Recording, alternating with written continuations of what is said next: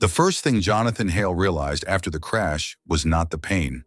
It was the silence, the terrifying kind where your body refuses to answer, but your mind stays cruelly awake.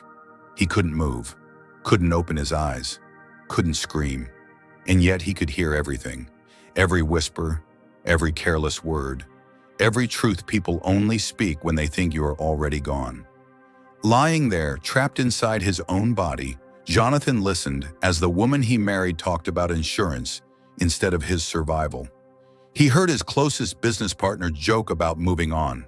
And then, in the middle of that cold, ruthless betrayal, he heard a trembling voice filled with fear, kindness, and quiet dignity. A black housekeeper, crying for her dying child, praying beside a man she believed would never hear her.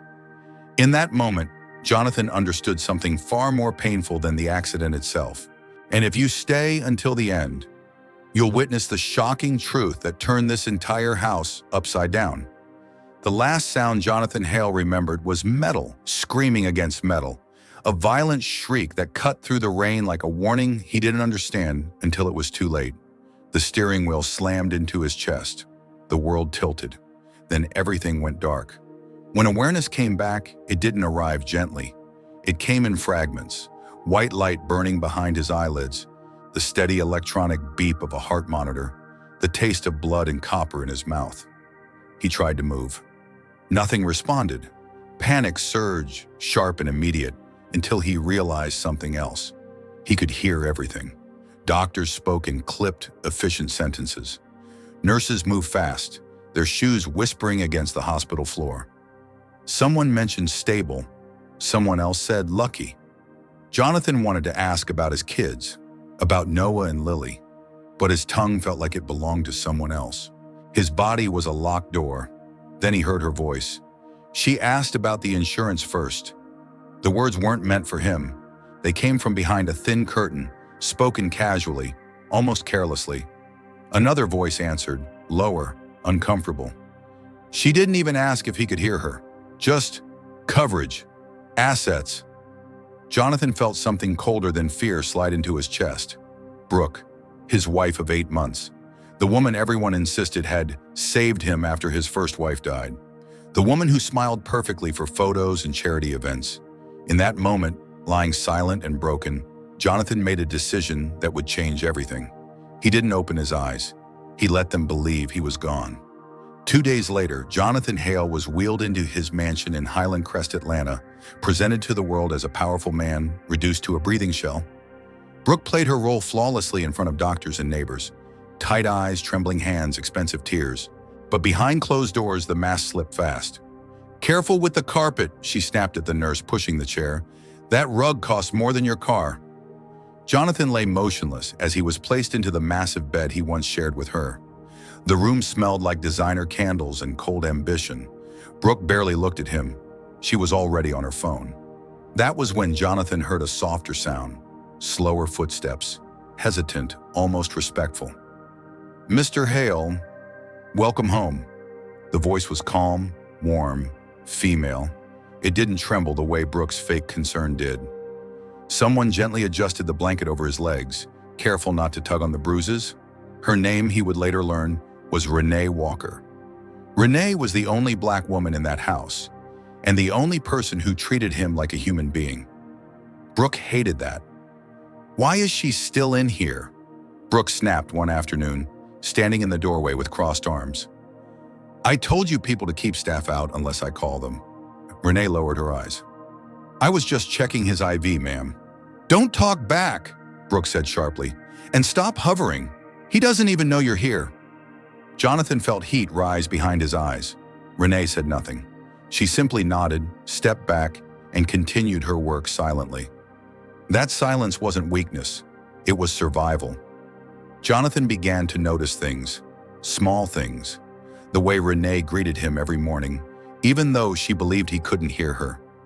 The way she spoke to Noah and Lily, kneeling to their eye level, listening when no one else did. The way Brooke never used Renee's name. "Hey," Brooke would say, snapping her fingers. "You, the help." Renee never corrected her. One night, when the house was quiet and the rain tapped softly against the windows, Jonathan heard Renee cry. It wasn't loud. It wasn't dramatic. It was the kind of crying people do when they think the world has already decided they don't matter. She sat beside his bed, holding his hand without realizing it, whispering words she believed no one would ever hear. "I'm sorry, Mr. Hale," she said softly. "I wish you were awake. You'd know what to do." Jonathan's heart pounded. Renee's phone rang. She answered quickly, turning away, her voice shaking. Yes, this is Ava's mom." A pause, a sharp intake of breath. 3 months, she whispered, "but she was fine last week." Jonathan's blood ran cold. "I don't have that kind of money," Renee said, her voice breaking.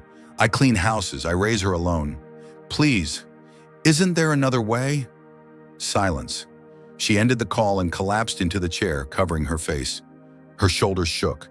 Jonathan had sat in boardrooms worth millions of dollars. He had negotiated deals that made headlines. None of that prepared him for the sound of a mother realizing her child might die because she was poor, because she was invisible, because she was black. The next morning, Brooke laughed on the phone in the kitchen. "Relax, Tyler. Once the incapacity papers are signed, everything's ours." He's not waking up. Jonathan felt his jaw tighten. Tyler Reeves, his business partner, his friend. The pieces clicked together with sickening clarity. This wasn't neglect. It was a plan. And Renee Walker, quiet, overlooked, dismissed, was standing in the middle of it, holding the weight of everyone else's suffering while carrying her own. That afternoon, Brooke stormed into the bedroom, furious. "Why are the kids in here again?" she snapped. "I told you not to bring them around this situation." Renee stood her ground, her voice steady but respectful. "They just wanted to say goodnight." Brooke laughed, sharp and cruel. "Don't get brave with me. You're replaceable." Renee flinched. Jonathan felt something break inside him. Replaceable. That word echoed in his mind long after Brooke left the room. Jonathan had spent his life believing power came from money, from control, from being the one everyone listened to. Lying there, unable to move, he realized the truth was far more uncomfortable. Power was choosing to see someone the world insisted on ignoring.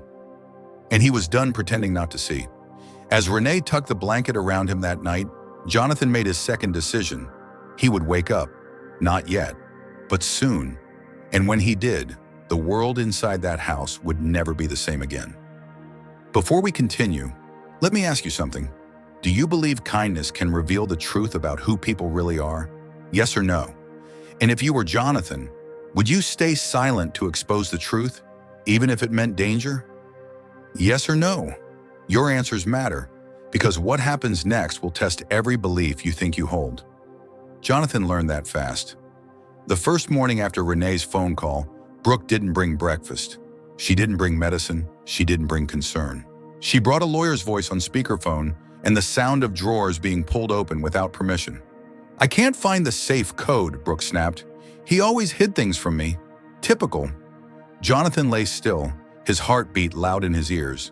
He felt the mattress shift as she sat on the edge of the bed, not gently, not carefully, like someone sitting beside luggage. "He can't hear us, right?" Tyler's voice came through the phone. Brooke laughed. "Please, he's barely human at this point." Barely human. The words landed harder than the crash ever had. They talked freely then, about moving money, about freezing accounts for his own good, about how long it would take to get a judge to sign incapacity papers. Tyler joked about champagne in Europe. Brooke joked about redecorating the bedroom once this phase was over. Jonathan memorized every word. But what broke him wasn't the betrayal of money or power. It was what they said about Renee. "She's starting to notice things," Tyler warned one afternoon when he visited the house. "The maid, the black one." Renee was standing right there, invisible to them, refilling water glasses. "She won't say anything," Brooke replied casually. "People like her never do. She needs the job too much." Jonathan felt his nails dig into his palms beneath the sheets. People like her. Later that day, Brooke cornered Renee in the hallway. Jonathan couldn't see it, but he heard it, every sharp word slicing through the air. "Stop acting like this is your house," Brooke said. "You clean. You don't think." "I'm just doing my job," Renee replied quietly. Brooke scoffed. "Don't confuse kindness with importance." When Renee came into Jonathan's room afterward, she moved slower than usual. Her eyes were red, but her back was straight. She adjusted his pillow with the same care she always did, like dignity was something she refused to let anyone steal. That night, Jonathan heard Renee pray. Not for herself, not for money. She prayed for Noah and Lily. "Please don't let them grow up thinking cruelty is normal," she whispered. "Please don't let them believe they don't matter." Jonathan felt a pressure behind his eyes he couldn't release. The next morning, everything changed. Renee arrived earlier than usual. Too early. Her steps were uneven. Something was wrong. She dropped a pill bottle.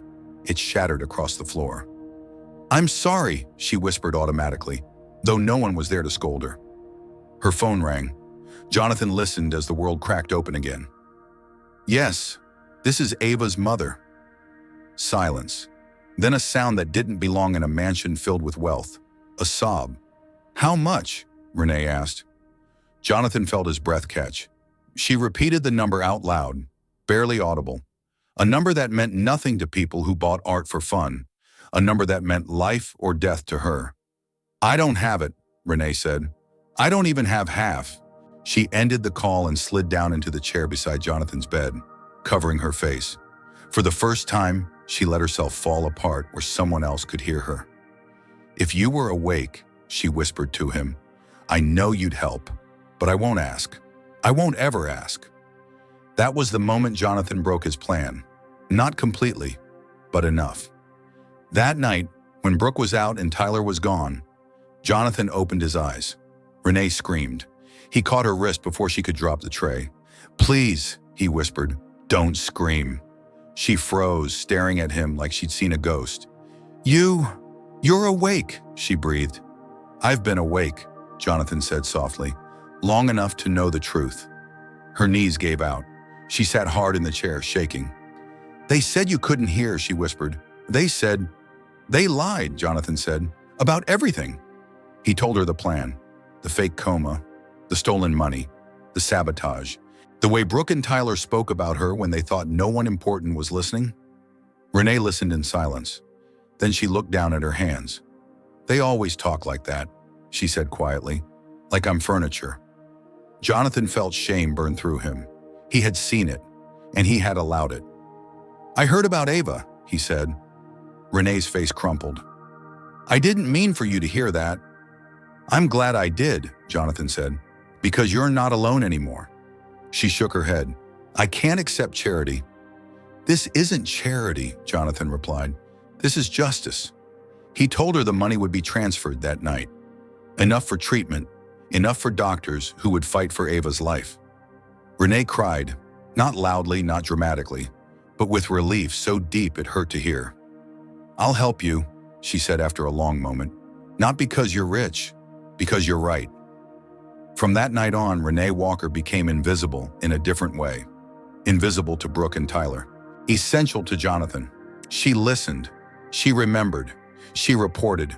Every insult. Every phone call. Every whispered plan. She moved through the house like a shadow they never suspected, because they never believed someone like her could be dangerous. Brooke continued to sneer. Tyler continued to brag. They never noticed Renee's eyes sharpening, her silence becoming strategy. They underestimated her, and Jonathan knew exactly how dangerous that mistake would be. Because history had proven one thing again and again. People who ignore the humanity of others always forget one critical detail. The invisible see everything. The house didn't feel the same once the truth had been spoken out loud. Jonathan could feel it in the air. Tighter, sharper, like a storm holding its breath. Brooke and Tyler grew careless in the way only people who believe they've already won do. They laughed louder. They stayed out later. They spoke freely, convinced the man in the bed was nothing more than an expensive piece of furniture waiting to be replaced. Renee noticed everything. She noticed how Brooke stopped pretending to care about appearances, how Tyler came over more often, bringing folders instead of wine, how the word incapacity began to appear in conversations like a countdown. And Jonathan noticed something else too. Renee changed, not her kindness, not her gentleness with Noah and Lily, but the way she carried herself. Her silence sharpened into purpose. Her eyes no longer dropped when Brooke snapped her fingers. She didn't challenge her, but she didn't shrink either. That quiet strength became Jonathan's anchor. 3 days after Ava's treatment began, Renee returned from the hospital with something Jonathan hadn't seen in her before: hope. She smiled today, Renee whispered as she adjusted his blanket, pretending for the cameras to do her job. Just a little, but it was real. Jonathan closed his eyes, letting that one small victory steady him. Ava's life was no longer slipping through the cracks of indifference. That alone made every risk worth it. The final move came sooner than expected.